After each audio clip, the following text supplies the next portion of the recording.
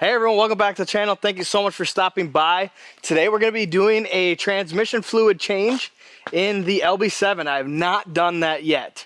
Now we're going to be utilizing the DMAXStore Transmission Fluid Service Kit. It's just kind of an option that they have on their website. Makes things really easy. They supply you with everything you need and also give you options if you want to add on. For instance, I added a new drain plug and also a magnet. Now, I don't know if this truck has a magnet in its transmission filter or not, so just to be on the safe side, I ordered one anyways. It wasn't really that much more expensive. Again, you guys, we gotta get Bubbler to sponsor on the channel here. Whew, it is hot in here.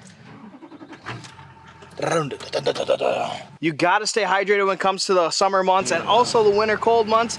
And Bubbler, man, I tell you right now, it is the best tasting to keep me hydrated. All right, so here's the transmission dipstick.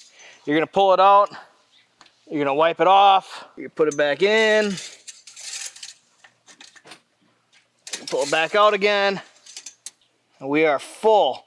Now I don't know if you can see on here, but there's a hot and a cold, and this might actually be overfilled because my cold, you should be at the max level for your cold, and then this is your hot when you're checking it when you're hot.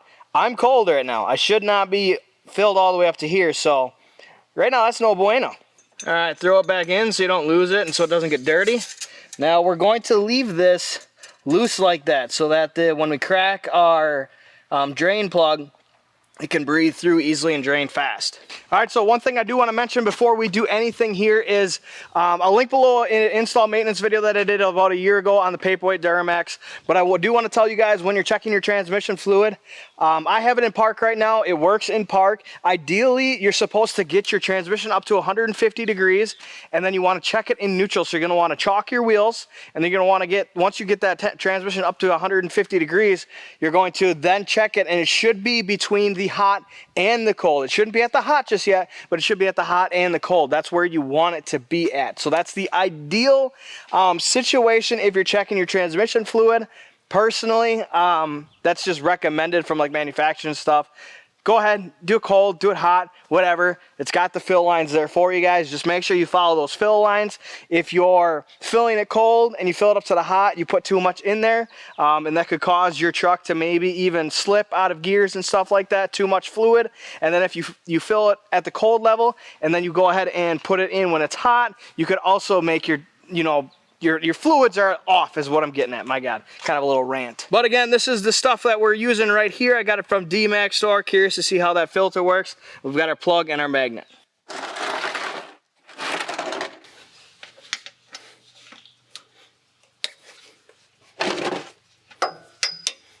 By the way, that was a 15 millimeter, and I've got my Coke and nut grip socket on this one just because I like these sockets a lot. This is also a good time to check your transmission fluid. When it's draining like this, you can go ahead and take a flashlight, put it on there, check the color of it, check to make sure it's milky or not milky. Mine looks a little burned, and that's about it. Now I got a new plug here. Got this from DMAXStore. They even have DMAXStore and their phone number on it. Kind of cool. Just because I figured this one was old, and the rubber seal on it is kind of old. Coke and nut grip. Very, very nice.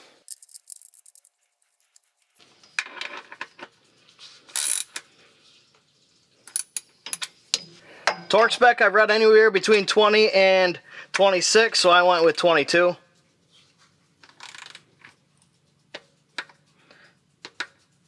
Very light, just keep in mind. Oh, get over there. Grab your oil filter wrench. This one's an OEM Tools one I got off Amazon. I actually like OEM Tools. See if we can do it by hand first. Oh, look at that. Don't even need the wrench. And it did have a magnet on it. I didn't have to order that, but I had one just in case. All seriousness though, I really do like these OEM tools. I do believe they're made in the United States. So I think you get them from AutoZone. I got this from Amazon. I have gotten other ones from AutoZone, but yeah, OEM tools. So there's an old filter. Let's get our new one out. Now this is like a specialty filter from DMAXStore. It comes with a easy off technology. Open it up for you. Basically, it just has this down here where you can put like a wrench on it instead of an oil filter wrench. I don't know. It's kind of cool, I guess, but if you put it on right, you should be able to do it by just taking it off with your hands like you saw in the video. You can put the date mileage and oil type in here, and that's got a little diagram of how to put it on. All right, take some of your new oil. Go ahead and rub it on. I gotta take my rag and wipe my hands off because I'm handling my camera. Then I just write the date on here. What's the date? 15th? 7/15. There you go. Write the date. I don't really write the mileage too much. Probably could. 297K. There we go. Highly recommend doing that. It's good for the next guy. It's good for you. Also recommended is 25,000 miles on your transmission oil changes. So keep that in mind. Don't forget your magnet.